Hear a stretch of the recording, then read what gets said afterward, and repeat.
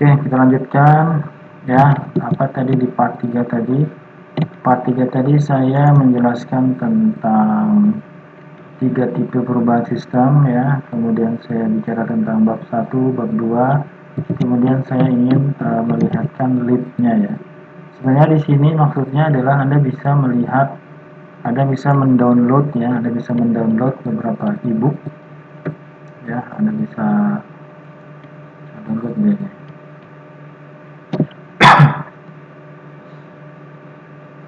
Oh, ini hanya informasi tentang ini ya, mungkin di ebook yang lain. Oke, saya tidak perpanjang ini. Ada satu lagi, tadi adalah lib, Systemic Global ACID. Yang berikutnya ada yang namanya jurnal ya, jurnal Systemic Global ACID. Jadi tadi di bab 2 saya katakan di bab 2 Anda harus ada jurnal ya, di bab 2 mana materi bab 2. Tadi di bab 2 saya bilang ada namanya literatur review di atasnya ya. Ada literatur review, kemudian salah satu jurnal yang bisa Anda ambil adalah jurnal dari Systemic Global. Jadi silakan aja Anda masuk ke jurnal Systemic Global ACID.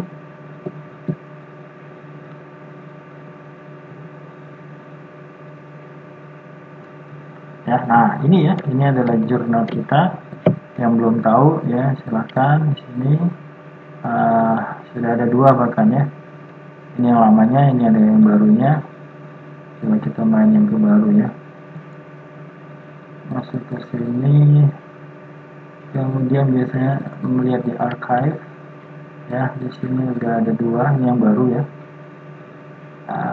Kemudian kita lihat aja di sini.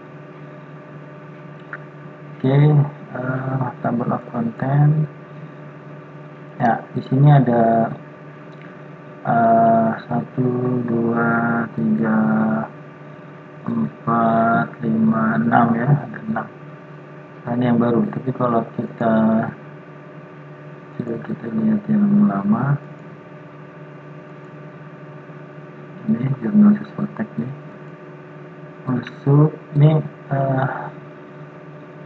lihat archive-nya ya, ini sudah banyak ya. Ini dari tahun 2000 berapa, 13 sudah ada ya. Jadi silakan main ke sini, kemudian lihat-lihat jurnal-jurnal yang bisa Anda angkat untuk apa namanya, bab 2 tadi ya, bab 2. Ya, ini banyak kalau di sini biasanya.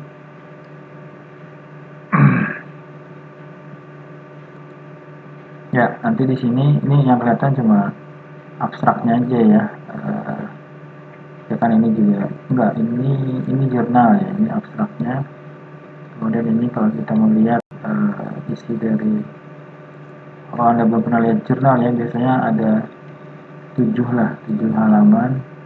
Ini ada 5 ya. Di sini adalah resume dari abstraksi dari skripsi Anda ya. Ini adalah yang namanya jurnal. Jadi di bab 2 nanti Anda harus mengambil data atau review yang diambil dari jurnal. Oke, kita lanjut.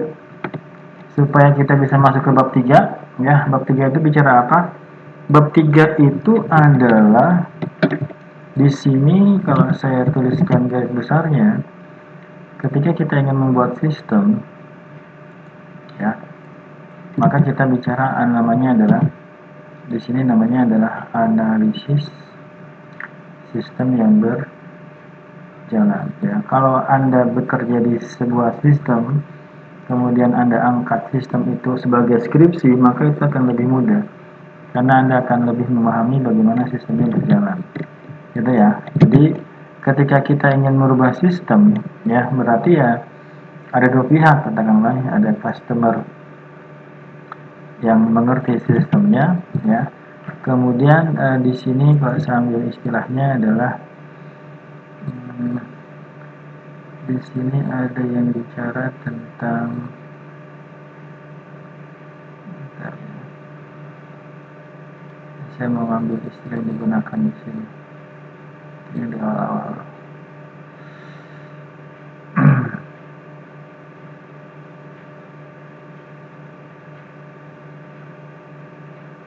Ya, di sini dikatakan sebagai software engineering-nya ya. Jadi nanti ini sebenarnya ini adalah detail dari apa yang saya akan sampaikan. Jadi di sini dikatakan sebagai software engineer-nya ya.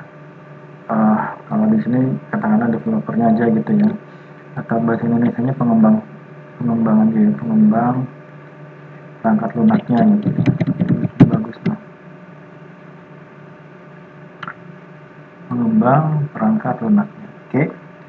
Nah berarti si software software engineer ini tidak memahami bagaimana detail dari sistem yang akan dikembangkan ini.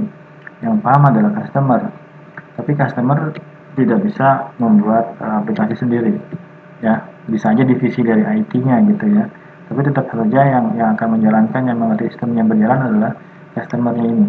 Ya, maka di sini saya ambil di sini aja di bab 3 ini Anda diminta untuk memahami bagaimana sistemnya berjalan. Ya, oke kita lihat. Berarti di sini ada informasi tentang gambaran umum objek yang diteliti.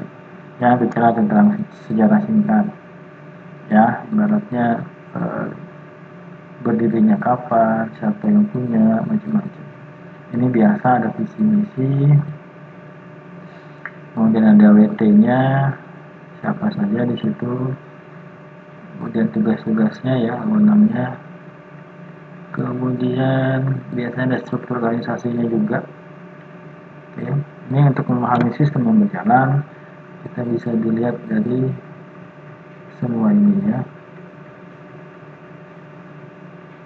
Walaupun nanti sistem yang kita angkat tidak detail ya, hanya bagian dari subsistem yang ada gitu ya.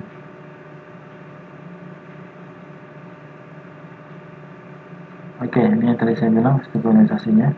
Ya, kalau kita lihat di sini ya biasa ya, ada patternnya di setiap perusahaan ya, organisasi ya. Kalau di sini mungkin nggak terlalu besar ya. Di sini ada presiden direkturnya ya, ya direktur utamanya ya, personal manager, head accounting, kepala gudang, karyawan gudang ya, sampai admin gudang ya. Di sini kalau dilihat kalau saya nggak terlalu besar di sini.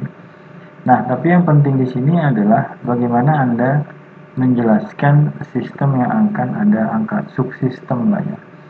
Maka biasanya diminta menjelaskannya dalam activity diagram. Ya, menjelaskan dalam activity diagram. Tidak perlu sampai detail sampai use case diagram. Bab 3 hanya perlu activity diagram. Dan ini sistemnya juga terkait dengan sistem pendukung keputusan ya. Tidak bicara sistem informasi, tapi bicara tentang sistem pendukung keputusan, maka kalau menurut saya sistemnya juga tidak terlalu besar ya. Di sini hanya bicara bagaimana memilih sales terbaik, kemudian kita bikin computerized, kita bikin sistem itu ya. Maka ini adalah di bab 3 ini adalah kita mencoba menjabarkan, menjelaskan bagaimana sistem yang sekarang berjalan gitu ya, kalau deskripsi gitu ya. Oke, maka di sini kita berarti sebenarnya tahap-tahap yang ada di sini ya, ini adalah bagian dari mendapatkan, mengetahui kebutuhan dari customernya.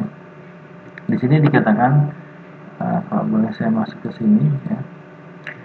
Di chapter 5 ini kita bicara bagaimana kita understanding requirement, bagaimana kita memahami kebutuhan dari user ya. Maka nanti di sini ada requirement engineering tahap 1, ada requirement engineering tahap 2, kemudian ada inception. Inception ini pendahuluannya, awalannya ya. Kemudian di sini adalah eliciting requirement, yang mencari tahu, elicite ya, requirementnya ya. Maka sebenarnya kalau di sini bukti bahwa kita sudah mengetahui kebutuhan dari user, dari customer, maka kita menggambarkan bagaimana sistem yang berjalan begitu. Karena di deskripsi pasti kita punya sistem ya, ada sistemnya ya. Kemudian di sistem ini pasti ada stakeholdernya ya. Nah, berarti kita sebagai mahasiswa ya. Kita sebagai mahasiswa akan melakukan observasi, akan melakukan wawancara, atau kalau perlu kita melakukan survei. Untuk apa? Untuk memahami bagaimana sistemnya berjalan, ya. Kalau di sini sudah lebih detail lagi. Di sini adalah memahami kebutuhannya, ya. Berarti karena kita orang luar, maka kita harus paham dulu sistem yang berjalan seperti apa. Maka di bab 3 ini kita menjelaskan di subsistem yang akan kita angkat ini, kita jelaskan, oh di sistem yang lama gitu ya. Jadi kalau di bab 3 itu kita bicara di sistem yang lama gitu. Maka ini yang terlibat, ya. Tidak semua sistem kita jelaskan, hanya sistem yang akan kita angkat saja gitu ya. Ya, jadi bagian divisi mana nih, ya, marketing aja atau bagian keuangannya saja gitu ya. Bahkan nanti subsistem dari keuangan mana yang akan kita angkat, subsistem dari marketing mana yang kita angkat, ya. Nanti ibaratnya skupnya, istilahnya itu adalah skupnya, ya. Skupnya sampai mana, ya, batasannya yang akan kita angkat. Oke, untuk part berapa ini saya cukupkan. Kita lanjut lagi di part berikutnya.